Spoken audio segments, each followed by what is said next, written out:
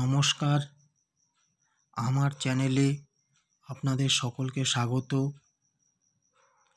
আজকে আমার টপিক হলো ইনফাইনিটিভ। তো ইনফাইনিটিভ কাকে বলে,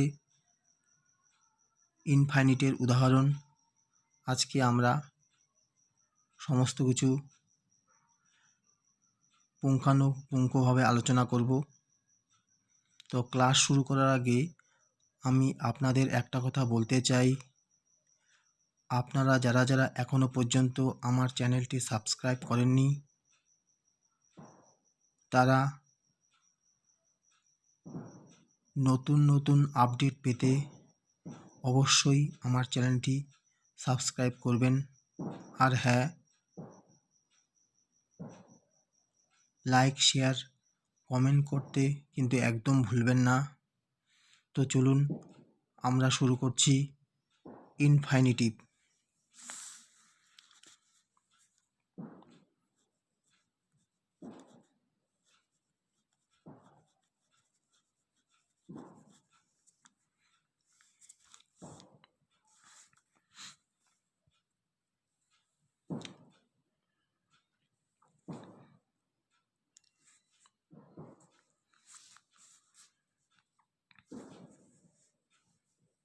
এটা ইনফাইনিটিভ।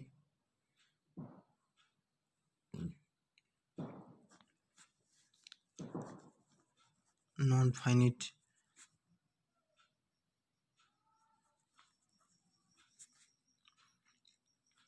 ভার্ব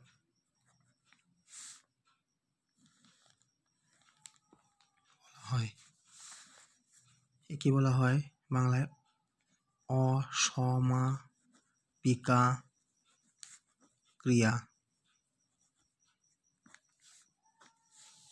তো আমরা ইনফাইনিটিভ বা নন ফাইনিট ভার্ব সম্পর্কে আলোচনা করব। তার আগে আমরা এর সংজ্ঞাটা জেনে নেব। তো এর ইংলিশ ডেফিনিশন বা ইংলিশ সংজ্ঞা হলো a verb which is not limited by tense of the verb or the person and number of the subject is called the non-finite verb, verb infinite or simply the infinitive। তো অর্থাৎ এর বাংলা সংজ্ঞাটা আমরা এবার লিখব।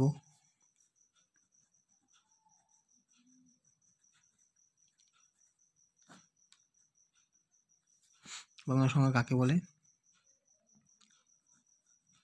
যে ভার্ব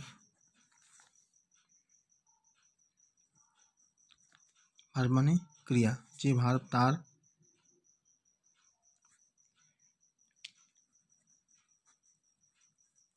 সাবজেক্ট এর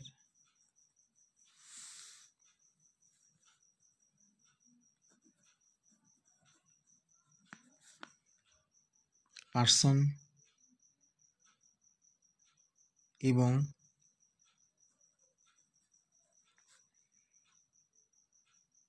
number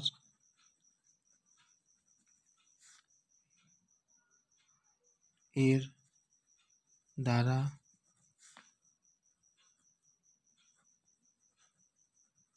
সীমাবদ্ধ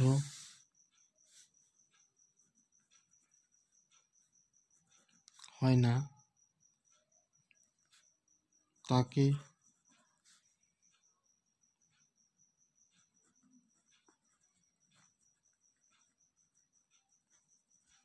নন ফাইনিট ভার্ব বা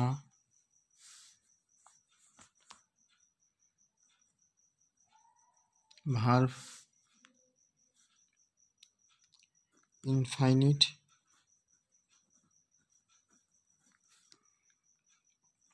বা ইনফাইনিটিভ বলা হয়। তো ইনফাইনিটিভ বা নন ফাইনিট ভার্ব মানে অসমাপিকা ক্রিয়া। কাকে বলে? যে ভার্ব তার সাবজেক্ট এর পার্সন এবং নাম্বার এর দ্বারা সীমাবদ্ধ হয় না, তাকে নন ফাইনিট ভার্ব বা ভার্ব ইনফাইনিট বা ইনফাইনিটিভ বলা হয়। আমরা যেমন কয়েকটি উদাহরণ দিব।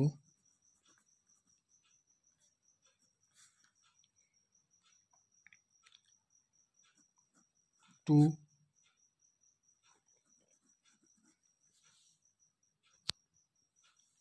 আর ইজ হিউম্যান। এখানে টু আর, দেখুন টুর পরে ভার্বের প্রেজেন্ট ফর্ম, টুর পরে ভার্বের প্রেজেন্ট ফর্ম থাকা মানেই ইনফাইনিটিভ বা নন ফাইনিট ভার্ব, যাকে বাংলায় বলা হয় অসমাপিকা ক্রিয়া। টু ইয়ার ইজ হিউম্যান মানে ভুল করা মানুষের স্বভাব। নেক্সট উদাহরণ, we eat to live. We eat to live মানে আমরা বাঁচার জন্য খাই। এই যে টু প্লাস ভার্বের প্রেজেন্ট ফর্ম, টু প্লাস ভার্বের প্রেজেন্ট ফর্ম, এটা হচ্ছে একটা নন ফাইনিট ভার্ব মানে অসমাপিকা ক্রিয়া। নেক্সট উদাহরণ,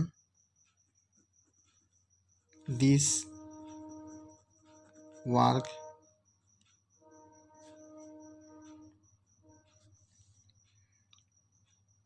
ইজ হার্ড টু ডু। এই যে টু প্লাস ভার্বের প্রেজেন্ট ফর্ম, এটা একটা নন ফাইনিট ভার্ব মানে এই কাজটি করা শক্ত। This work is hard to do. Next উদাহরণ, আই উইশ টু গো দেয়ার মানে টু গো, টুর পরে ভার্ব প্রেজেন্ট ফর্ম, এই জন্য এটা একটা নন ফাইনিট ভার্ব বা ইনফাইনিটিভ বা অসমাপিকা ক্রিয়া। মানে আই উইশ টু গো দেয়ার মানে আমি সেখানে যেতে চাই।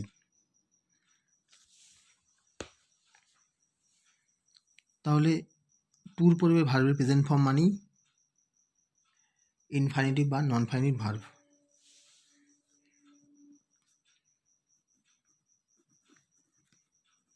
উপরের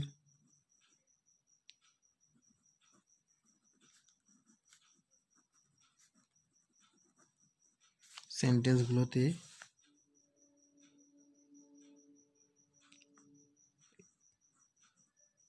two err comma to live comma to do comma to go হলো নন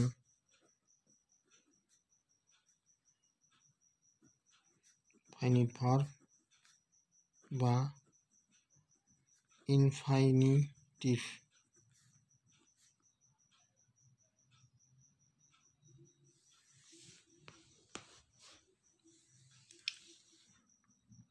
এবার একটা নোট লিখব, বৈশিষ্ট্য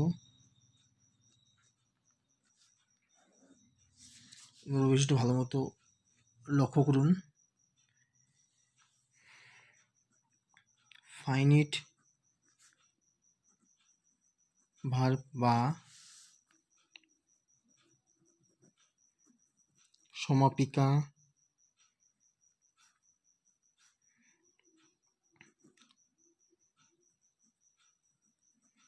ক্রিয়ার দ্বারা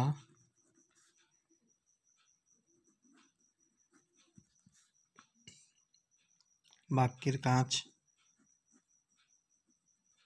শেষ হয়। কিন্তু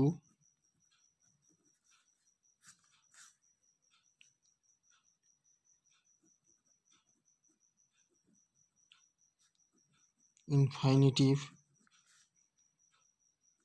বা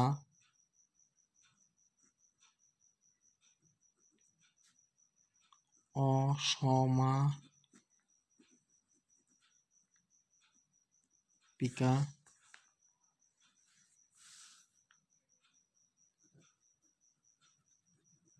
ক্রিয়ার দ্বারা বাক্যের কাজ শেষ হয় না।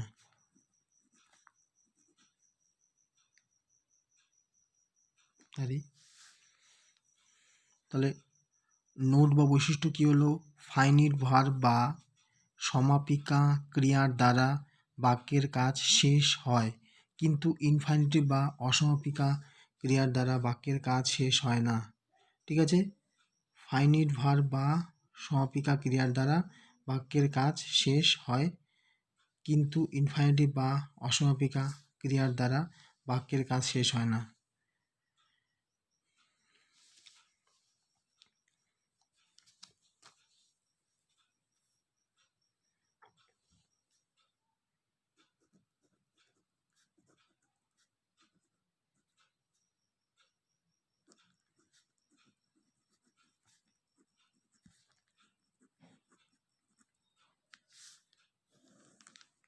নন ফাইনিট ভার্বের গঠন কি হবে?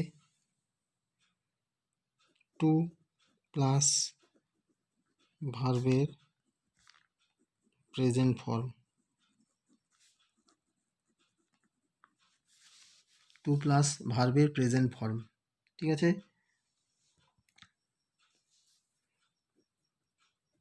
যেমন কিছু উদাহরণ: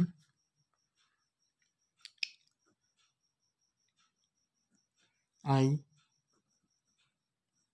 উইশ টু গো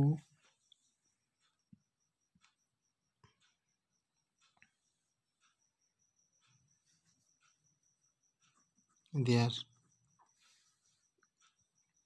এই টু গো একটা নন ফাইনাইট ভার্ব। এখানে বলা হয়েছিল নন ফাইনাইট ভার্বের গঠন টু প্লাস ভার্বের প্রেজেন্ট ফর্ম। এখানে টু প্লাস ভার্বের প্রেজেন্ট ফর্ম দেওয়া আছে, এই জন্য এটা একটা নন ফাইনাইট ভার্ব। তারপরে একটা উদাহরণ: we like to read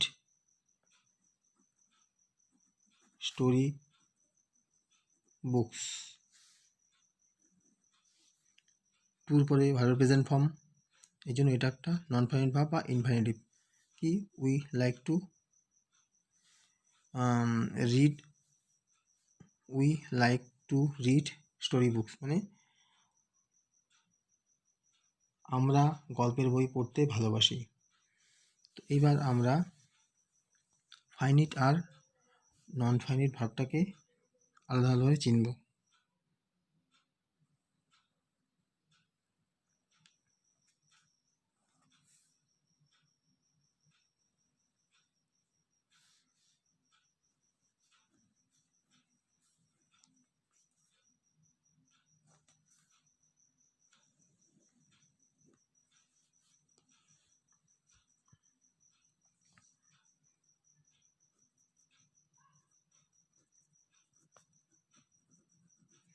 finite verb মানে সমাপিকা ক্রিয়া,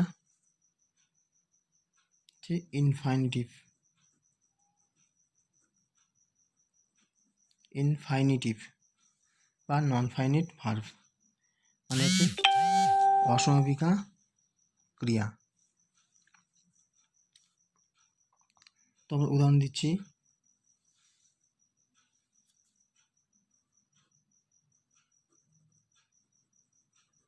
শ্যামল goes to স্কুল, মানে শ্যামল স্কুলে যায়। আরেকটা মধ্যে হবে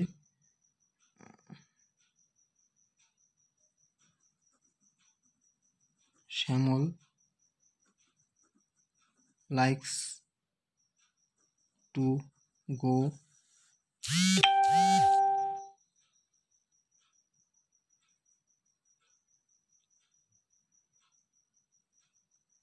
to স্কুল। দেখুন এখানে আছে শ্যামল গোস টু স্কুল, এখানে কিন্তু গোস টু স্কুল আছে, এখানে এই গোসটা কী করছে, একটা বাক্যকে কমপ্লিট করছে। শ্যামল গোস টু স্কুল, এই জন্য এটা একটা ফাইনাইট ভার্ব, মানে সমাপিকা ক্রিয়া। গোসটা একটা finite verb.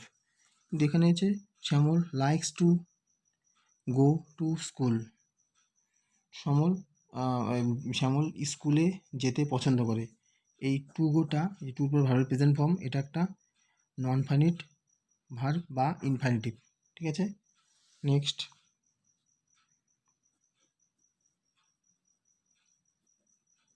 The mangoes tastes sweet.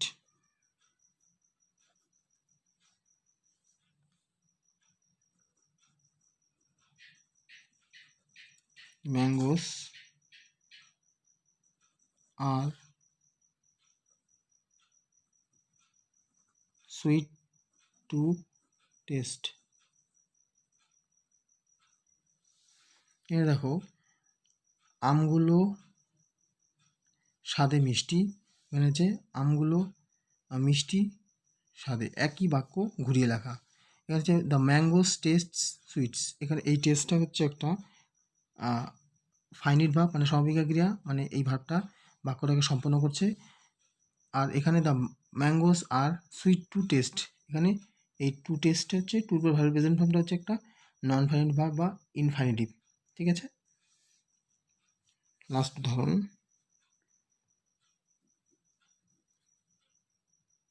He attended 3 meetings, বলছে হি হ্যাড টু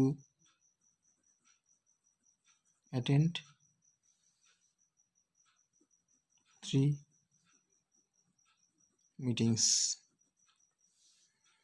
একই বাক্য বলছে সে 3টে মিটিং অ্যাটেন্ড করেছিল বা সে 3টে মিটিংয়ে উপস্থিত হয়েছিল। আর এখানে হচ্ছে তাকে 3টে মিটিং অ্যাটেন্ড করতে হয়েছিল। এই অ্যাটেন্ডটা হচ্ছে একটা ফাইনাইট ভার্ব, মানে সমাপিকা ক্রিয়া। এই অ্যাটেন্ডেডটা হচ্ছে এই ভার্বটা বাক্যটাকে পুরোপুরি করছে, সম্পন্ন করছে। এই জন্য এটা একটা অ্যাটেন্ডেডটা একটা ফাইনাইট ভার্ব। আর এখানে টু অ্যাটেন্ড, এটা বাক্যটাকে কমপ্লিট করছে না, এই ভার্ব দ্বারা বাক্যটা শেষ হচ্ছে না। এই জন্য টু অ্যাটেন্ড, মানে টুর পরে ভার্ব প্রেজেন্ট ফর্ম, এটা একটা নন ফাইনাইট ভার্ব বা ইনফাইনিটিভ। ঠিক আছে, বুঝতে পারলে? তো আশা করি তোমরা ক্লাসটাকে ভালো মতো দেখবে এবং সব কিছু বুঝতে পারবে। তো আমি আর ক্লাসটাকে দীর্ঘায়িত করব না। তো আজকের মতো আমি ক্লাস এখানেই শেষ করছি। সকলে ভালো থাকবেন, অপরকেও সুস্থ রাখবেন। জয় হিন্দ, জয় ভারত।